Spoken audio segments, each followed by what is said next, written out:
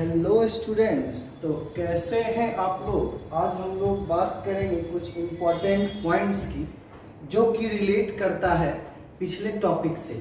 और पिछले टॉपिक में हमने पढ़ा था ideal and non ideal solution के बारे में। तो आइडियल सॉल्यूशन किसको कहते हैं और नॉन आइडियल सॉल्यूशन किसको कहते हैं, ये प्रीवियस लेक्चर में देखा है। तो आप लोग जो इस चीज़ को भी ना समझ पाए हों कि आइडियल सॉल्यूशन क्या है, नॉन आइडियल सॉल्यूशन क्या है, वो हमारे पिछला लेक्चर देख लें। अभी हम लोग बात करेंगे एजियोट्रॉपिक मिक्सचर की या कांस्टेंट बॉइलिंग मिक्सचर। हालांकि ये टॉपिक बहुत ज़्यादा बड़ा नहीं है, लेकिन एक छोटा सा सेगमेंट है जिसको हम लोगों को पढ़ना जरूरी है। तो आज हम लोग बात करेंगे एजियोट्रॉपिक मिक्सचर या फिर इसी को कहेंगे कांस्टेंट बॉइलिंग मिक्सचर। अब देखो बात करते हैं, अगर कांस्टेंट बॉइलिंग की यहां पे बात की जाएगी, जैसे सपोज करो कि हम दो चीज लेते हैं।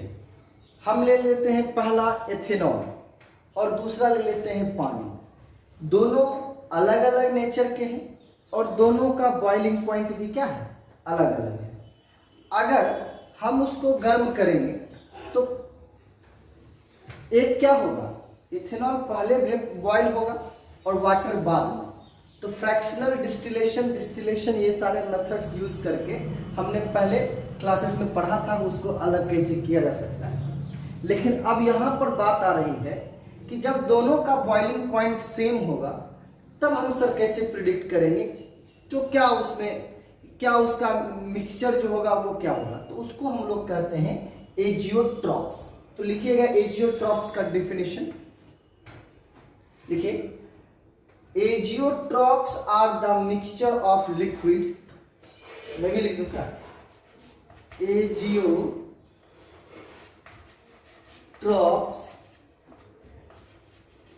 Are the mixture of liquids. Azeotrope जो होगा वो लिक्विड का क्या होगा, मिक्सचर होगा, जो कि होगा which boils at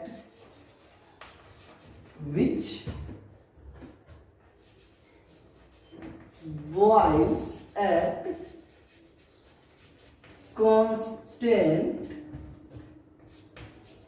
temperature. Sir जो कि बॉयल करेगा किस पर, एक निश्चित तापमान पर, एक कांस्टेंट टेम्परेचर पर जो क्या होगा, बॉयल करेगा। Like a pure liquid without undergo any change, यानी कि like a pure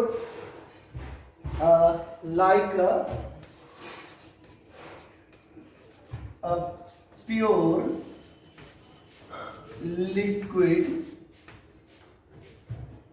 without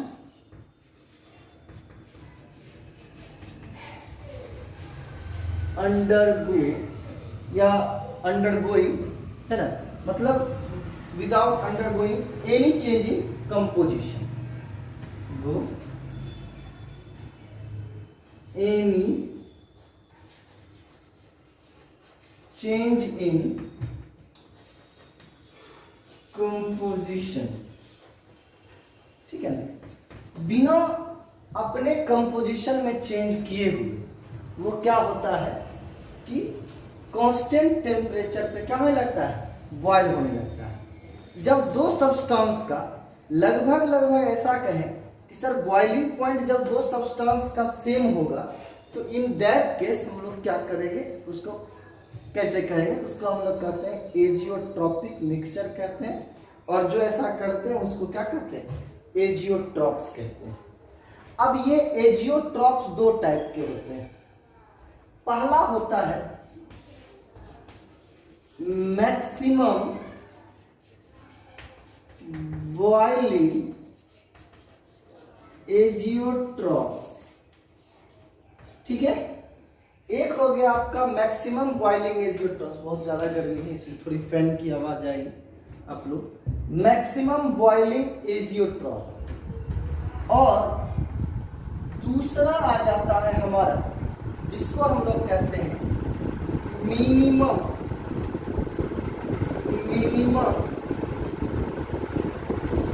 boiling azeotropes. अब जैसे कि हम लोग बात करते हैं मैक्सिमम बॉइलिंग एजियोट्रॉप्स और मिनिमम बॉइलिंग एजियोट्रॉप्स की, तो इसमें हम कुछ चीजें जो है वो ध्यान रखें।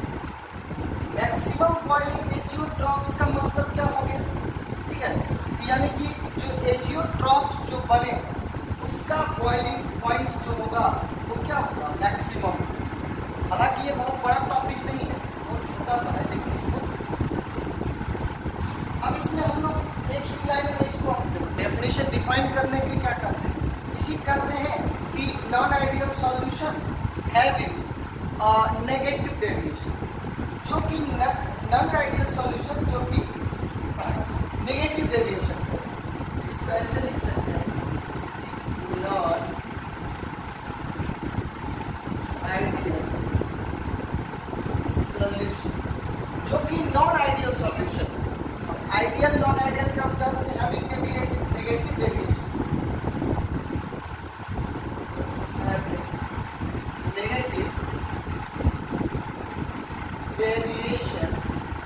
अब यह जो नेगेटिव डेविएशन होगा वो कहां से होगा, तो नेगेटिव डेविएशन होगा from maximum boiling azeotropes, from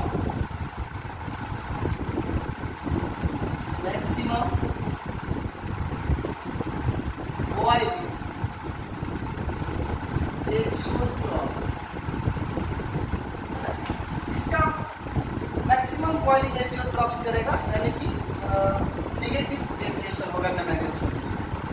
अगर हम बात करते हैं इसके एग्जांपल की, तो हम लोग बात कर लेते हैं एक एक एग्जांपल हम इसमें कंसीडर करेंगे, या दो एग्जांपल है। फर्स्ट एग्जांपल H2O, तो पहला एग्जांपल हमने लिखा है H2 और दूसरा लिख दे रहा हूँ C2H5OH, क्या लिख रहा हूँ C2H5OH।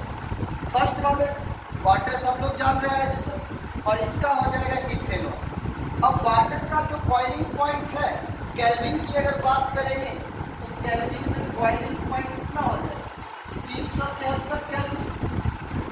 और अगर हम बात करते हैं यहाँ पर इथेनॉल के बॉइलिंग पॉइंट की, तो अगर केल्विन में इसको लिखते हैं तो ये हो जाएगा 351.3, 351.3। लेकिन जब वाटर और C2H5 दोनों के मिक्सचर बनाया तो इसका जो बॉइलिंग पॉइंट होगा वो क्या हो जाएगा, इंक्रीज कर जाएगा, ठीक है।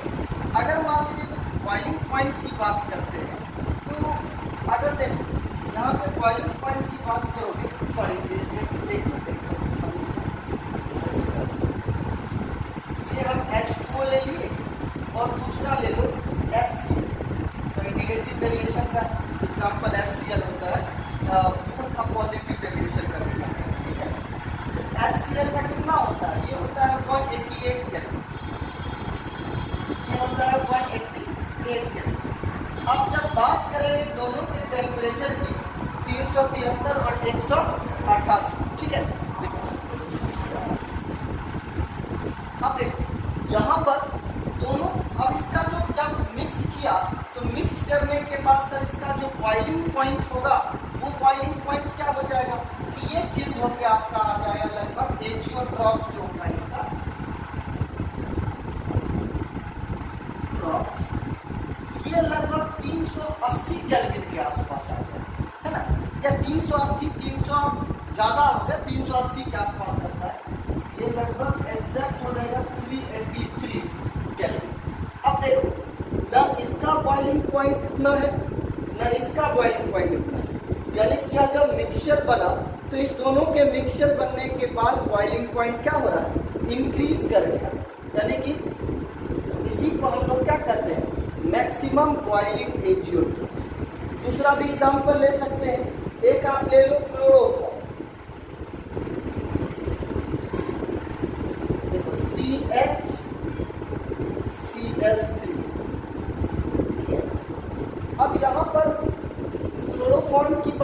रहे हैं।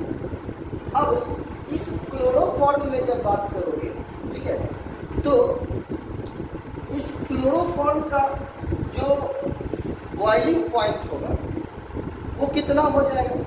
सर क्लोरोफॉर्म का बॉइलिंग पॉइंट होता है 334.2 केल्विन।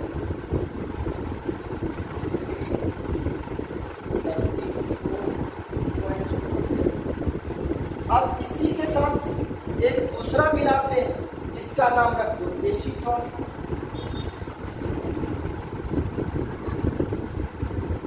ऐसे कर दो, मिक्सर जो भी तो नाम देगा, है ना, कैलकुलेशन में।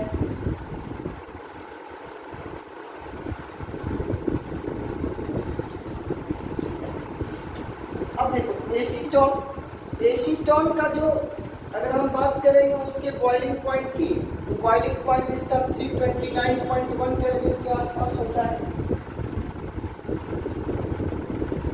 अब ये आपको दिया हुआ रहेगा इसका कितना होगा, या आप कर सकते नहीं आप, है ना, जो काम की चीजें हैं उसी। अब जब इसका एजियोट्रॉप्स बनेगा तो इसका जो बॉइलिंग पॉइंट होगा दोनों के बॉइलिंग पॉइंट से क्या होना चाहिए मैक्सिमम, ये लगभग आपको आ जाएगा 338। कितना आ गया? 338 केल्विन। सर इसका मतलब क्या हो गया कि ये जो पॉइंट है ये डिस्कस कर रहा है हमारा मैक्सिमम बॉइलिंग एजियोट्रॉप्स। अब आते हैं हम पार्ट 2 पर, जिसको हम लोग कहेंगे मिनिमम बॉइलिंग एजियोट्रॉप्स। तो ऐसे चीज जैसे इसमें लिखे तो उसमें भी क्या हो जाएगा? Positive deviation from minimum boiling azeotropes, यानी कि कुछ ऐसे नॉन आइडियल सॉल्यूशन होते हैं जो मिनिमम बॉइलिंग एजियोट्रॉप्स शो करते हैं। ठीक है, देखते हैं non ideal solution, ideal solution having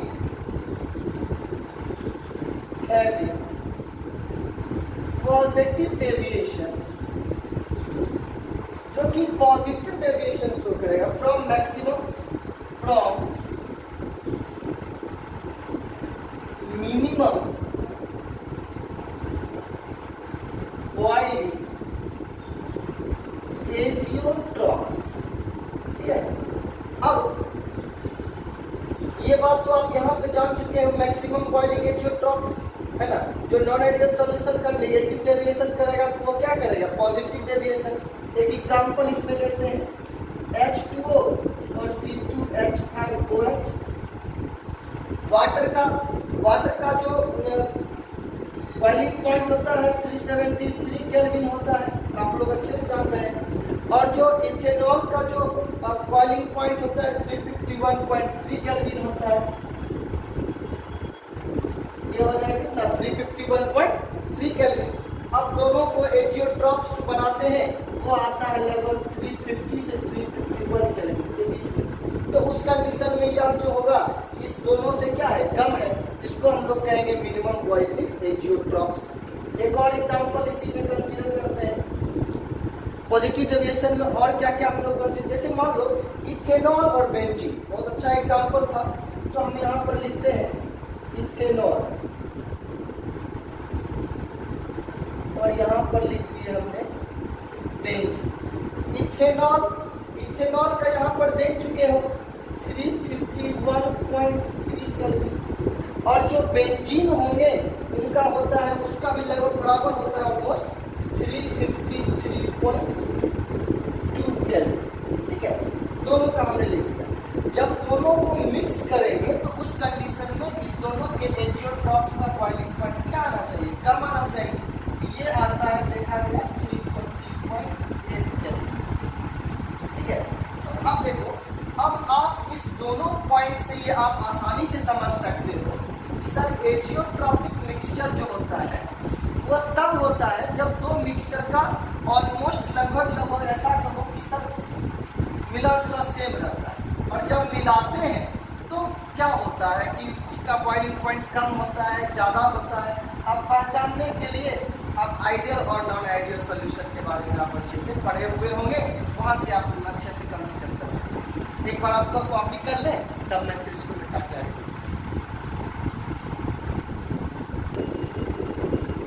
बच्चों अब हम लोग बात करेंगे कॉलिगेटिव प्रॉपर्टीज के बारे में। ठीक है सर, ये कॉलिगेटिव प्रॉपर्टीज होता क्या?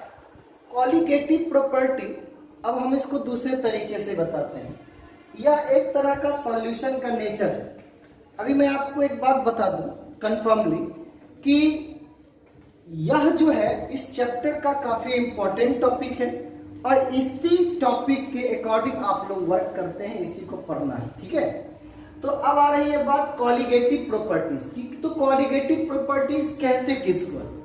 यह कॉलिगेटिव प्रॉपर्टीज एक तरह से कह सकते हैं आप कि नेचर है सॉल्यूशन का, जो कि डिपेंड करता है केवल और केवल सॉल्यूट के नंबर ऑफ पर, यानी कि नंबर ऑफ सॉल्यूट पार्टिकल्स, यानी कि सॉल्यूट पार्टिकल्स के नंबर पर। एज इट इज मैं आपको बताता हूं कि अगर आप किसी बस में चढ़ते हैं तो बस में सीट फिक्स होती है और वहां पर जो बस वाला जो होता है, जो आपको बिठाता है या जो आपको एक जगह से दूसरे जगह ले जाता है, उसको सिर्फ क्या चाहिए? पैसेंजर चाहिए। अब वो ये नहीं देखता है कि मेरा पैसेंजर का नेचर कैसा है कि नहीं, काला है, गोरा है ना, लेडीज है, जेंट्स है, बूढ़ा है, वो हर एक तरह के पार्टिकल्स को कंसीडर करता है और उसको उसके स्ट्रक्चर से भी मतलब नहीं है। वो छोटा है हाइट उसकी या उसकी बड़ी है, तो सेम कंडीशन यहां पर भी अप्लाई होगा कॉलिगेटिव प्रॉपर्टीज के लिए। तो कॉलिगेटिव प्रॉपर्टी सर किसको कहते हैं? कहता है कि the properties of solution which depend only on the number of solute particles. ठीक है, यानी कि जो सिर्फ और सिर्फ सॉल्यूट पार्टिकल के नंबर पर डिपेंड करता है, नॉट डिपेंड ऑन नेचर और स्ट्रक्चर ऑफ सॉल्यूट, जो कि सॉल्यूट के स्ट्रक्चर वगैरह पर डिपेंड नहीं करता है। तो लिख सकते हैं the properties of solution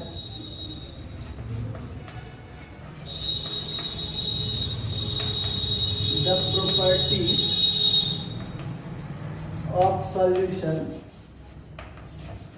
which depends upon only number of solute particles, जो केवल और केवल सॉल्यूट पार्टिकल्स के नंबर पर डिपेंड करता है ना। और but particles in solution but not depend on nature और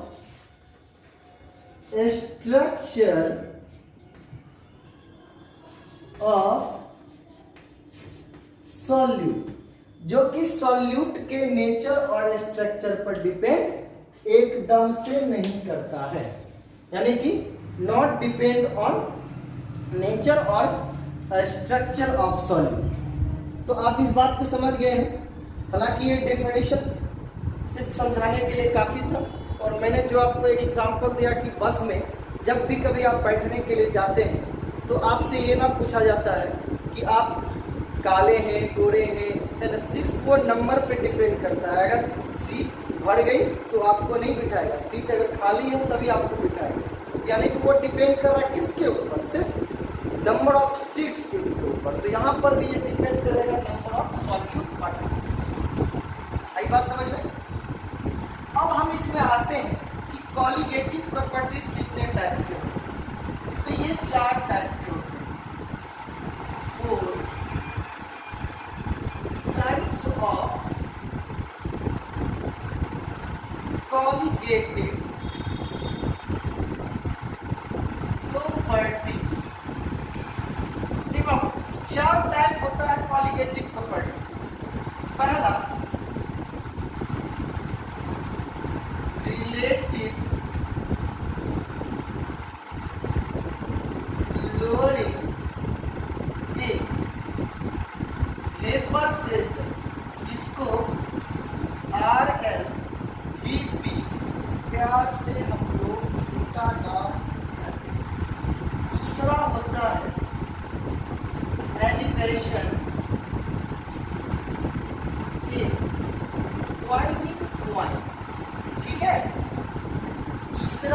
होता है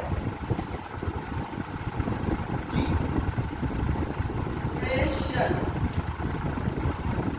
इन फ्रीजिंग पॉइंट, ठीक है। और चौथा होता है ऑस्मोटिक प्रेशर।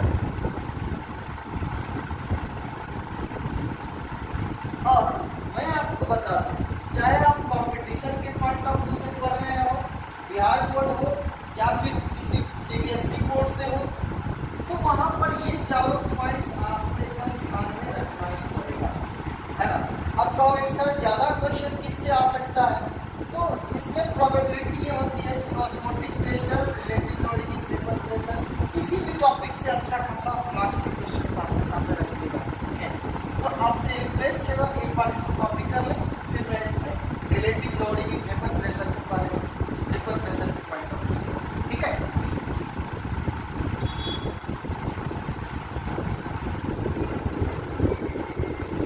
हाँ, तो अब हम एक नया टॉपिक लेकर आए हैं इसमें, रिलेटिव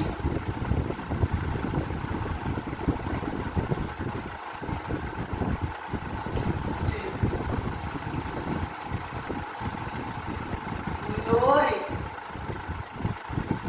इन वेपर प्रेशर, शॉर्ट में लिख दिया।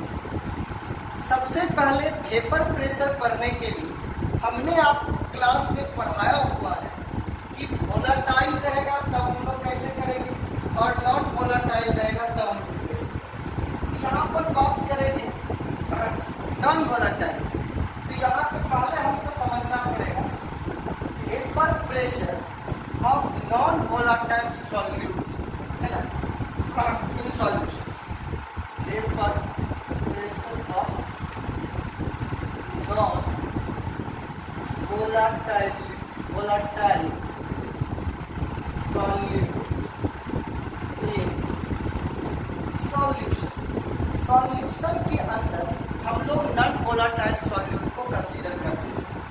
अब जैसे बात करेंगे सॉल्यूशन, तो हम यहाँ से तक बेस से चल रहे हैं ताकि अगर आप कंफ्यूजन को समझ में आए। अगर आप सॉल्यूशन लिखते हैं तो सॉल्यूशन दो टाइप का होगा।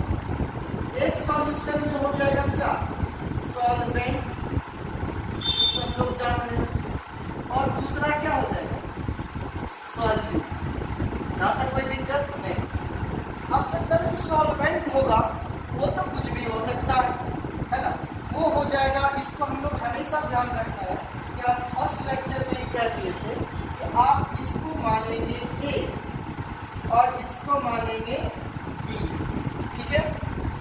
अगर आप शुरू से इसको बी मान रहे हैं, इसको ए मान रहे हैं, तो आप उसी को लेकर चलिए, कोई दिक्कत नहीं है उससे, है ना। लेकिन ध्यान रखेंगे कि अब ए ने कि एक टॉपिक में मैंने ए लिख दिया, एक में बी लिख दिया, तो वहाँ पे आपको कन्फ्यूजन हो, इसलिए ध्यान रखें, है ना। अब यहाँ पर ये तो हो जाएगा वोलाटाइल नेचर का, ठीक है, ये हो जाएगा आपका वोलाटाइल नेचर का, और ये आपको हो जाएगा लिक्विड, ठीक है। और यहाँ पर ये आपका आ जाएगा non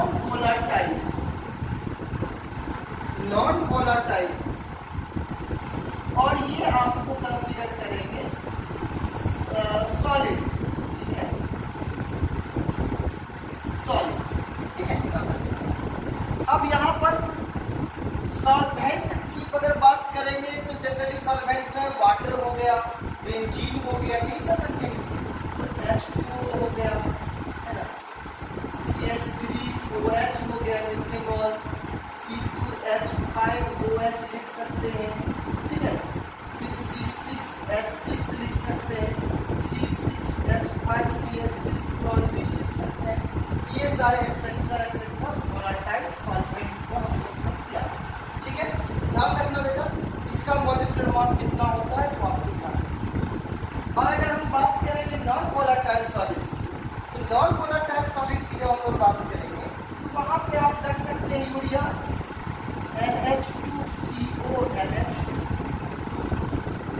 C6H12O6, glucose sucrose C12H5SO11, ये सारे के सारे आप लोग सॉलिड के फॉर्म में होंगे। और ये आपके नॉन वोलाटाइल, नॉन वोलाटाइल का मतलब जो उड़ नहीं सकता। अब हम इसको रिलेट करते हैं आपके इस टॉपिक से। अब इसे देखो, मान लो कि एक कंटेनर में हमने क्या लिया, ए लिया, ये सारा का सारा क्या भरा हुआ है, हमारे सामने ए वाला भरा, ठीक है। तो इस सॉल्यूशन का जो वेपर प्रेशर बनेगा वह सिर्फ और सिर्फ किसके द्वारा बनेगा, तो जो ए का वेपर प्रेशर होगा as it is same vapour pressure इसका बनेगा। सर यहाँ पर प्योर ए है, तो यहाँ पर जो प्रेशर बना है ना ए के द्वारा, प्योर ए के द्वारा, वह हो जाएगा आपका पी नॉट ए, यानी कि यह जो हो जाएगा वोलाटाइल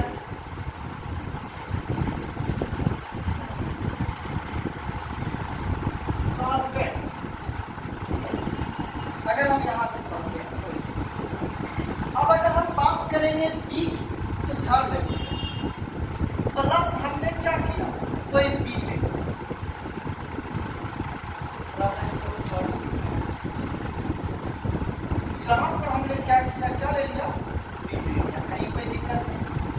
और बी जो है वो नॉन वोलाटाइल। अब सर वेपर किसका बनेगा, ए का बनेगा, बी का वेपर बनेगा क्या, नहीं। यानी कि जो सॉल्यूशन में जो वेपर का जितना भी कहानी होगा वह सब का सब डिफाइन करेगा कौन, ए। तो सर होगा क्या, जब हम ए और बी को मिला, जब हम सर ए और बी को मिलाएं तो एक सॉल्यूशन यहाँ पे हम अलग से बनाएं, सिर्फ समझने के लिए। हालांकि आप लोग इस चीज को पहले भी पढ़ चुके हैं, जरूरी नहीं था, लेकिन फिर भी यहाँ पर हमने क्या किया, ए यहाँ पर कर दिया बी, ठीक है, फिर ए, फिर बी, ए, बी, यहाँ पे हम लोग कर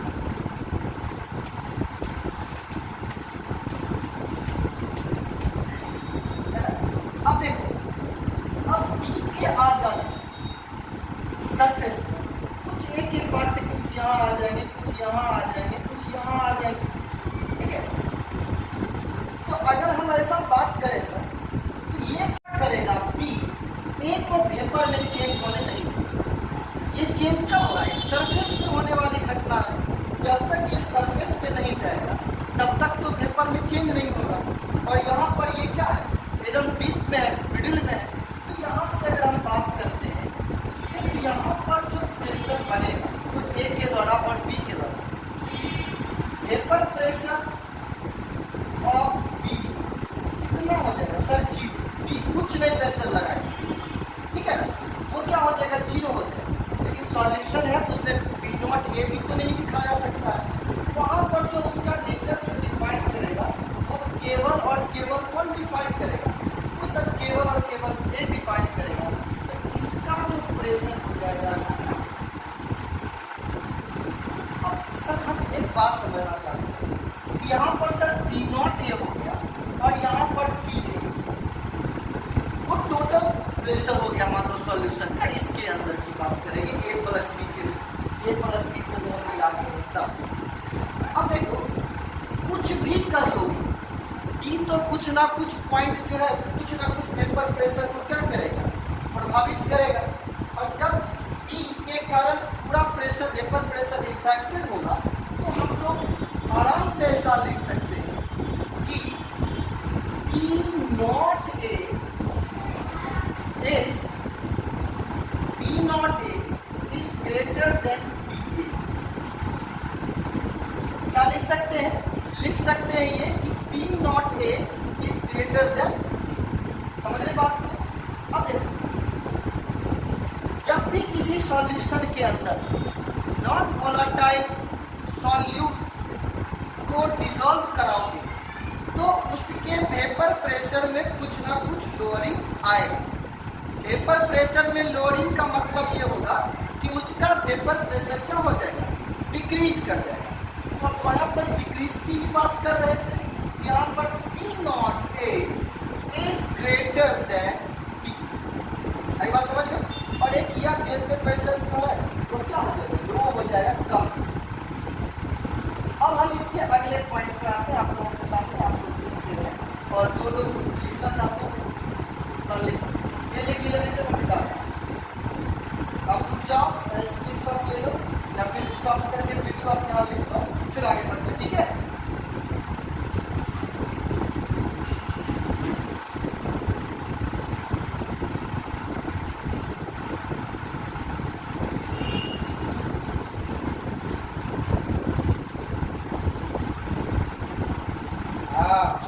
चलो स्टार्ट।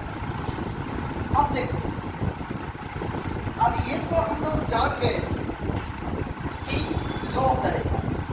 अब जब लोअर्स होगा यानी कि वेपर प्रेशर सब जब कम हो जाए तो यहाँ पर हम लोग ये कह सकते हैं कि ये जो होता है वो डायरेक्टली प्रोपोर्शनल होता है किससे, थीटा ए या साई। मैं पिछले लेक्चर में मैंने कैपिटल में लिखा डायरेक्टली प्रोपोर्शनल टू साइन, यानी कि जो वहां पर प्रेशर हो रहा है सॉल्यूशन का वो क्या हो रहा है, मोल फ्रैक्शन के डायरेक्टली प्रोपोर्शनल। और इसको कौन बोले थे, राउल्ट्स। तो राउल्ट्स जी के अकॉर्डिंग कहा होगा जो प्रेशर होगा वो उसके मोल फ्रैक्शन के डायरेक्टली प्रोपोर्शनल। तो स्टेटमेंट जानते ही होंगे आप लोग, क्या कह सकते हैं, लिख लो। In a solution the partial pressure of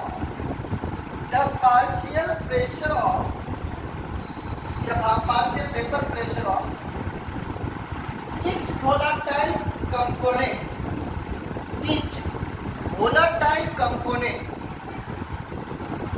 is directly proportional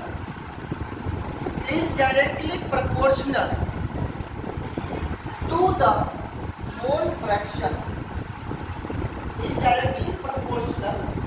the mole fraction, यानी कि psi A जो होगा वो मोल फ्रैक्शन, psi B हो जाएगा वो क्या हो जाएगा, मोल फ्रैक्शन। यहाँ पर स्टेटमेंट लिखा, डायरेक्शन क्या होता है किसी पता है, psi A बराबर क्या होता है, Na by Na plus N, ठीक है। psi B बराबर क्या होगा, NB बाय Na प्लस। और हम अच्छी तरह से जानते हैं कि psi A और psi B का वैल्यू क्या होगा, 1। तो 3 बार हम बताए हुए इसको, दोनों को आप ऐड करोगे फिर इसका एलसीएम कॉमन लेके निकाल दो। अब आते हैं हम अपने टॉपिक। मेरा टॉपिक ये कहता है कि PA डायरेक्टली प्रोपोर्शनल टू क्या हो जाएगा, PA डायरेक्टली प्रोपोर्शनल टू किसकी हो जाएगा, psi। बराबर K इंटू psi A लिखा जा सकता है, या तो राउल्ट लॉ का सॉल्यूशन नॉन वोलेटाइल के लिए, है ना। हम अगर कंपटीशन के बच्चों से बात करेंगे तो डायरेक्ट उसका पूरा इक्वेशन लिख देंगे, हम बोलेंगे नहीं कि यहाँ से हमने कंसीडर किया, लेकिन आप लोग ध्यान दे लो। और अगर बात करते यहाँ पर तो K जो हो जाएगा ना सर, वो P नॉट A के बराबर, आप लोग भी जानते हैं क्यों, क्योंकि वहां पर सिर्फ एक ही कंपोनेंट के द्वारा लगाया गया प्रेशर, ठीक है। तो उस कंडीशन में PA बराबर क्या हो जाएगा, तो PA बराबर P नॉट A इंटू क्या हो जाएगा, psi। बोलो यहाँ तक कोई दिक्कत नहीं होनी चाहिए, तो सिर्फ A की जगह पर हमने किसका वैल्यू लिखा, P नॉट A। तो किससे P के द्वारा जो वेपर प्रेशर, प्योर प्रेशर होगा तो इसका मतलब सर ये हो गया कि जब आप PA बराबर P नॉट A और psi A लिखते हैं तो इसमें हम कुछ चेंज कर सकते हैं क्या, देखो सॉल्यूट की बात कर रहे हैं ना, और यहाँ पर क्या आ रहा है, सॉल्वेंट का मोल फ्रैक्शन आ रहा है, इसको PA बराबर ऐसा लिखा जा सकता है क्या, P not A into 1 minus psi B। क्यों, क्योंकि सर psi A बराबर यहाँ से आ रहा है 1 माइनस, कोई दिक्कत नहीं होनी चाहिए आप लोग, ठीक है। अब देखो यहाँ से पी ए बराबर P not A into 1 minus psi कर दी। अब इसी को जब आगे हम लोग लिखेंगे तो पी ए बराबर P not A P not ए हो जाएगा। अब देखो ये इसके मल्टीपल, जब हम मल्टीपल की बात करेंगे तो साइकिल से हम लोग जब रिलेट करेंगे तो क्या हो जाएगा, पी नॉट ए इंटू क्या हो जाएगा साइकिल। तो इसको जो हम लोग लिखेंगे P not A cycle, direct हम कंसीडर करेंगे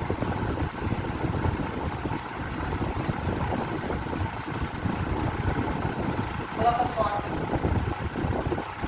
पी नॉट ए और साइकिल बराबर क्या हो जाएगा सर, ये इधर भेज दो इसको, ठीक है, इधर भेज देंगे तो क्या हो जाएगा, तो सर ये हो जाएगा आपका पी, तो ये हो जाएगा सर आपका पी नॉट ए माइनस, यहाँ पे अगर बच्चों चाहो तो मैं और स्टेप बढ़ा सकता हूँ, कोई दिक्कत हमको नहीं है। पी ए बराबर क्या हो जाएगा, पी ए बराबर क्या हो जाएगा, P not A minus P not A chi B. अब इसी को इधर ले गए, इसको इधर ले गए तो यहाँ पर इक्वेशन आ गया, सब हो रहा है। अब देखो यहाँ पर P not A minus P ए, जैसे हम पढ़ रहे हैं P not A minus P not A minus P ए को कंसिडर कर रहा है। तो यहाँ पर अगर ये जो P not A minus P A आ रहा है, यानी कि प्योर प्रेशर ऑफ ए, वो हो जाएगा सॉल्यूशन के वेपर प्रेशर की बात करेंगे तो यहाँ पर क्या आ जाएगा,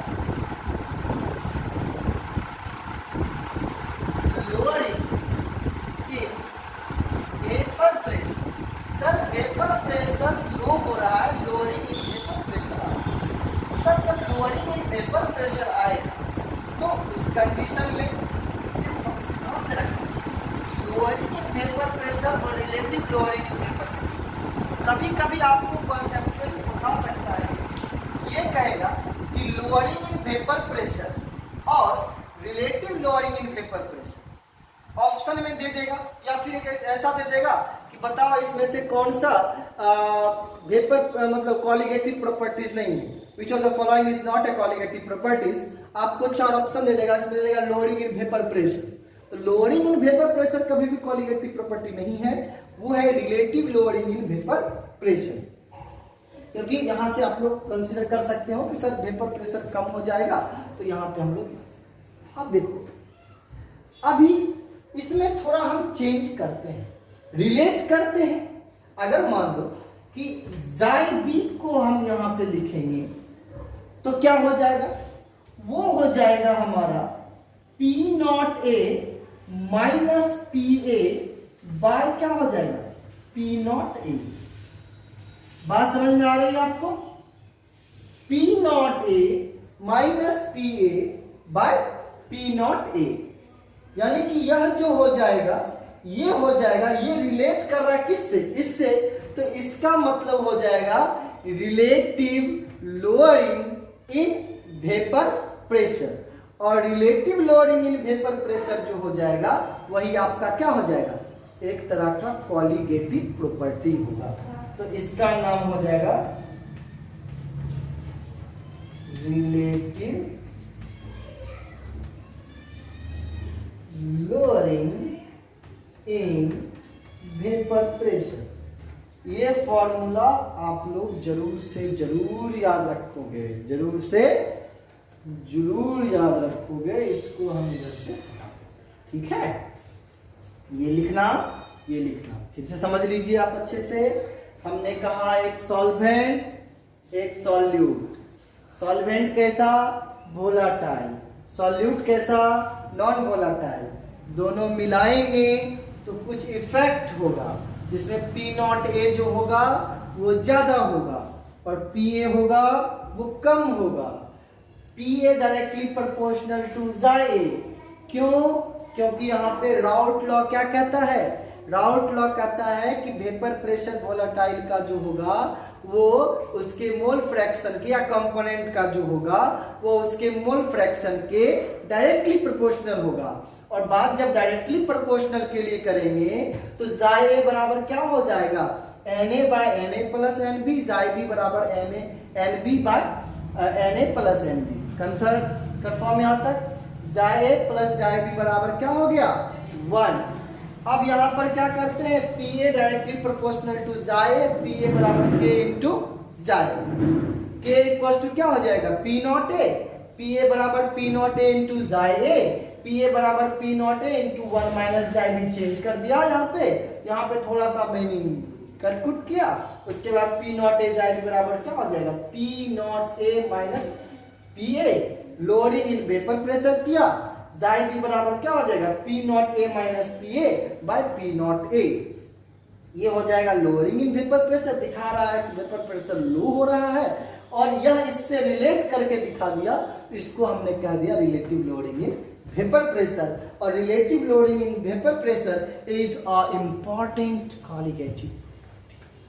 ठीक है, कॉपी करिए, फिर हम इस पे और कुछ पॉइंट डिस्कस करेंगे और उसके बाद हम लोग न्यूमेरिकल पढ़ेंगे। ठीक है,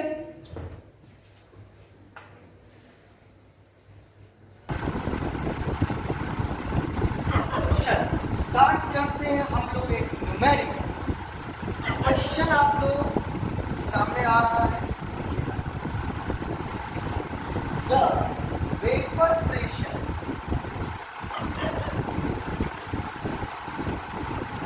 ऑफ H2O इज, वाटर का जो वेपर प्रेशर दिया हुआ है वो है 60 mm Hg at something, 60 mm Hg।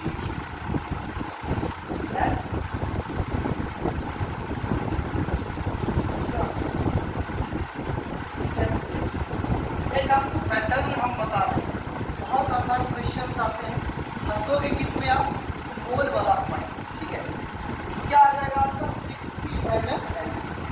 Find the vapour pressure of solution, find the vapour pressure of solution, find the vapour pressure of solution containing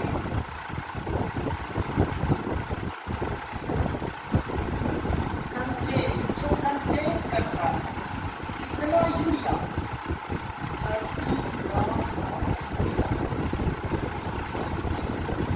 30 gram urea, NH2CO NH2 कितना है, 30 ग्राम। Dissolve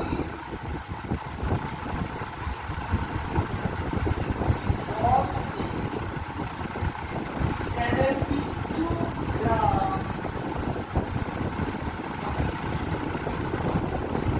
question कैसे बनेगा आप लोग बनाइएगा, थोड़ा सा time आपको दे रहा हूँ।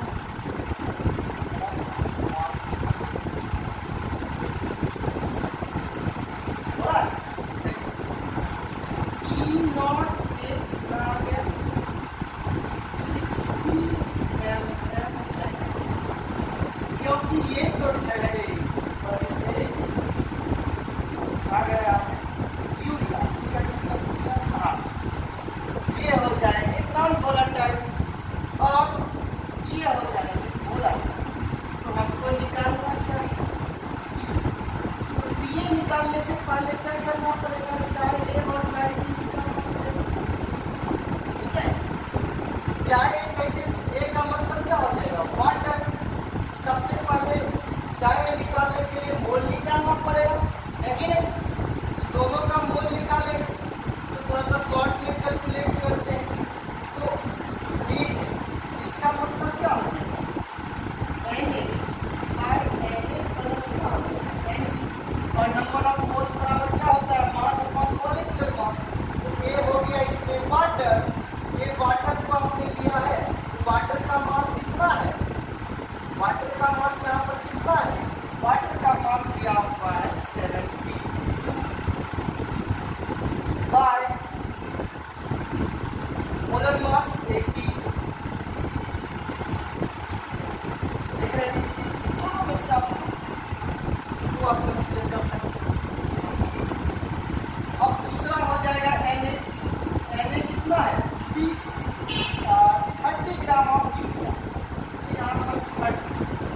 और यूरिया का NH2CO NH2 ये होता है 60 ग्राम पर मोल। मोलर मास 60 ग्राम पर मोल, 60। और प्लस क्या कर दोगे आप वहां पर NB के जगह पर, सॉरी N, हाँ ठीक है, इसको आप NB मानना, ठीक है। और Na की जगह पर क्या कर देंगे 72 का। जब इतना बता दिए तो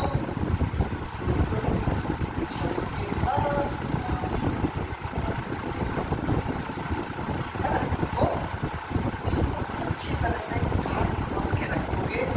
पूरी तरह से इसको तोड़ने के बाद ये आपको आ जाएगा वो सेक्शन एरिया। और जब हम लोग बात करेंगे जाई बी, ठीक है, जाई बी आपका आ जाएगा फ्रैक्शन, जाई बी आपका आ जाएगा सेम कंडीशन में 60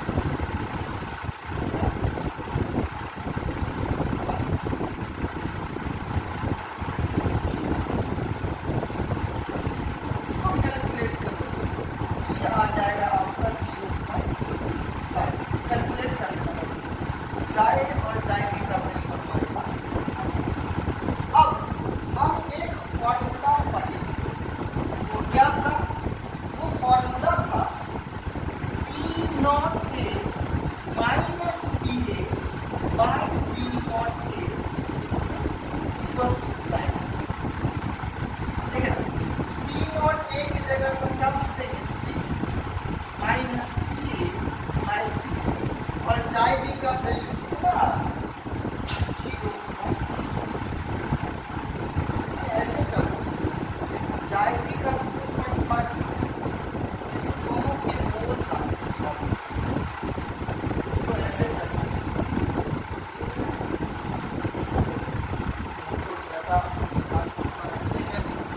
दोनों को आप जोड़ो, इसका जो भी आएगा इसका जो भी आएगा, सर इसका 4 आता है, देखो जरा कैलकुलेट करिए।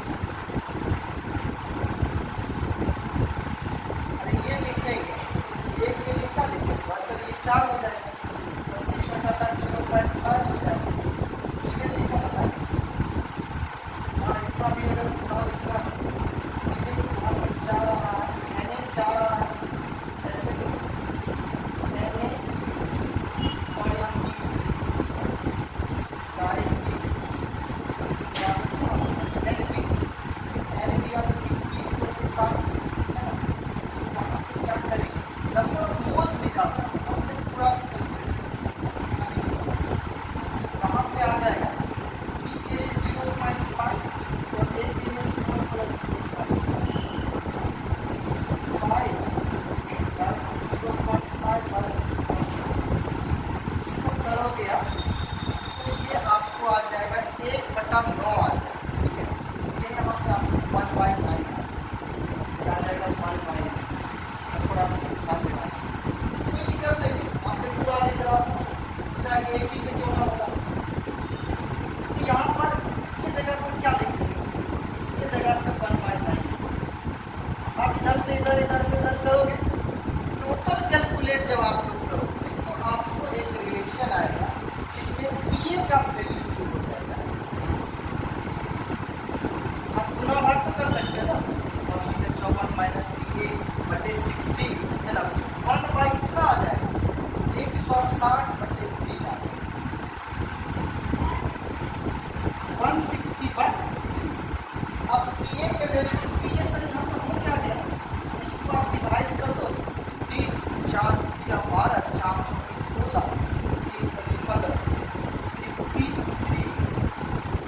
53.33 mmHg, ठीक है। यहाँ से ध्यान रखिएगा इस चीज़ तो गलत नहीं था, तो वहाँ से भी कर सकते हैं, लेकिन मेरे दिमाग में आया कि अगर ऐसा हम कर ही देते हैं लास्ट में 5 प्लस 0.51 के लिख सकते हैं, कोई दिक्कत नहीं। अब ये इसका मोल है B का, ये A का और ये B का मोल मोल को रिस्क करेंगे तो वो क्या निकलेगा उसका मोल फ्रैक्शन। अब आगे हम लोग बात करते हैं इससे आगे की बात। अगर सर इसी क्वेश्चन अगर कहता दूसरे तरीका से बनाने के लिए, क्या कहता दूसरे तरीके से बनाने के लिए कंपटीशन में एक क्वेश्चन आता तो सर इसे बनाना, ठीक है। तो क्या अगर ये क्वेश्चन आपको कंपटीशन में दिया है डायरेक्ट यूज करना पी बराबर पी नॉट साइन कर सकते हैं, कोई दिक्कत नहीं। पी ए बराबर नहीं पता है, P B sorry P not A कितना दिया हुआ 60 और साइन ए कितना हो जाएगा सर, साइन ए हो जाएगा ऊपर में क्या हो जाएगा ए का मोल 4 और नीचे में 4 प्लस 60 4 बटे 4.5 काट सकते हो, ये ऊपर जाएगा 40 8 में ये 9 बार 48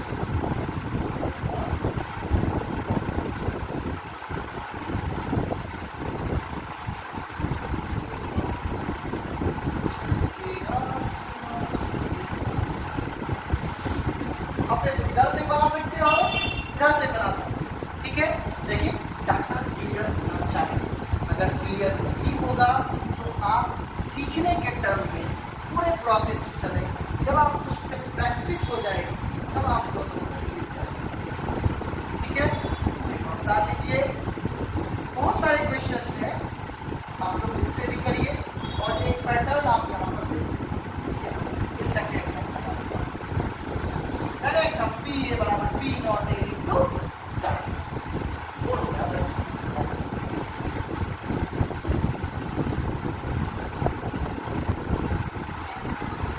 अब देखो इतना सब तो हो ही रहा था, अब हमने एक और परेशानी आप लोगों के सामने रख दी कि molar mass of solute from relative loading in vapour pressure, relative loading in vapour pressure से आपको निकालना है क्या सॉल्यूट का मोलर मास।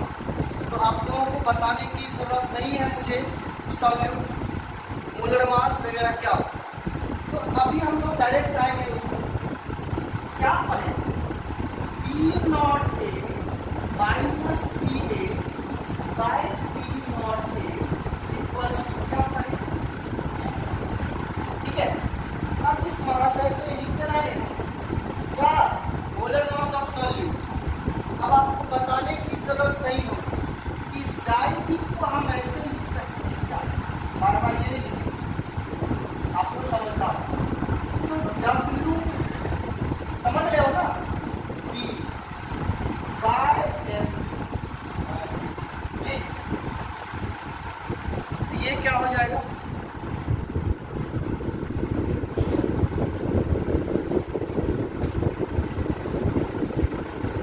अब देखिए साइन बी बराबर डब्ल्यू पी बाय क्या हो जाएगा हमारा एम बी।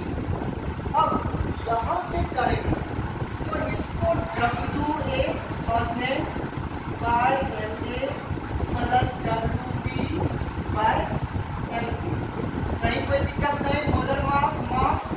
अब देखो यहाँ पर ये ध्यान रखना है कि यह जो सॉल्यूशन है वो किस तरह का सॉल्यूशन है, तो ये नॉन वोलेटाइल, ठीक है, मतलब एक वोलेटाइल सॉल्यूशन के अंदर एक नॉन वोलेटाइल। तो यहाँ पर सिंस द यह जो लॉ होगा ओनली ऑन सॉल्वेंट, यानी कि हमारे लिए अगर शॉर्ट में लिखेगा यहाँ पर डब्ल्यू ए जो है सिर्फ वही कंसिडर करें, डब्ल्यू पी को कंसिडर यहाँ पर नहीं करें। क्यों?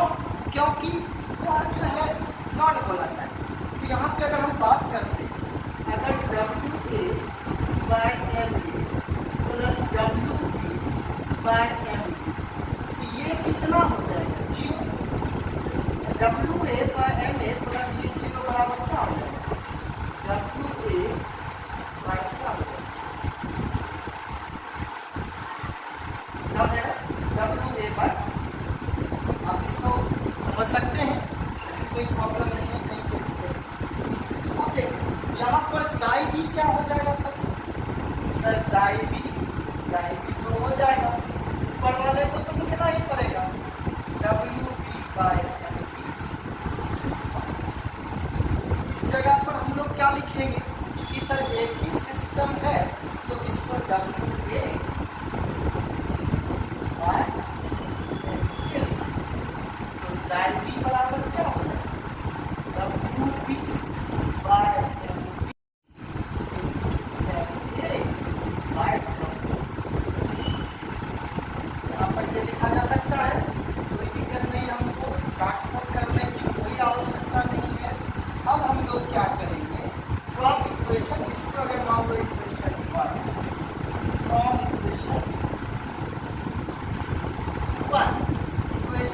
क्या कहता है, इक्वेशन 1 कहता है T नॉट, जाई बी के जगह पर तो क्या लिख देंगे sir, P not A minus P A by P not A बराबर, जाई बी के जगह पर क्या लिख देंगे, जाई बी के जगह पर लिख देंगे हम लोग, जाई बी के जगह पर लिख देंगे हम लोग, जाई बी के जगह पर लिख देंगे हम लोग W B into M A by M B into W ए।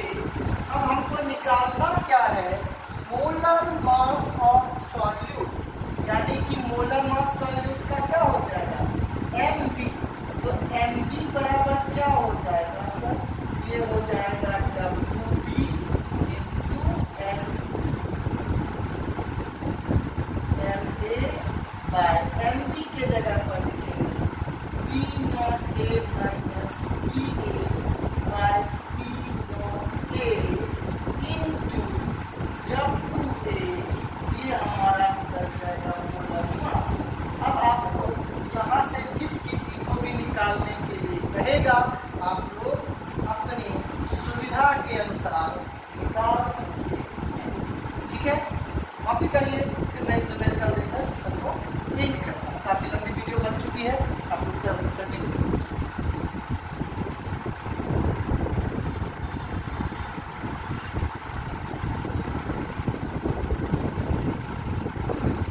तो हाजिर है कि एक क्वेश्चन के साथ, जिस क्वेश्चन में आपको करना ये है, कहता है calculate the mass of solute, यानी कि निकालना है W of molar mass 342 gram प्रति मोल, that should be dissolve in 150 gram of water. Water का मास दिया हुआ, मोलर मास 18 होता है जानते हो।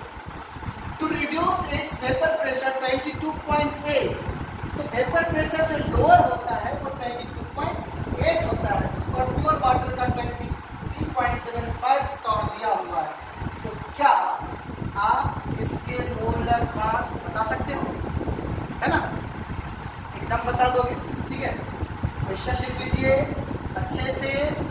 अगले लेक्चर में हम आपको पढ़ाएंगे एलिवेशन इन बॉइलिंग पॉइंट और डिप्रेशन इन फ्रीजिंग, और लास्ट में हम आपको ऑस्मोटिक प्रेशर और point of fracture and normal molar mass पढ़ा के इस चैप्टर को कंटिन्यू करेंगे, कंप्लीट करेंगे। और एक दिन डाउट क्लास आपको रखेंगे जो कि आपका लाइव क्लास होगा। टाइम बता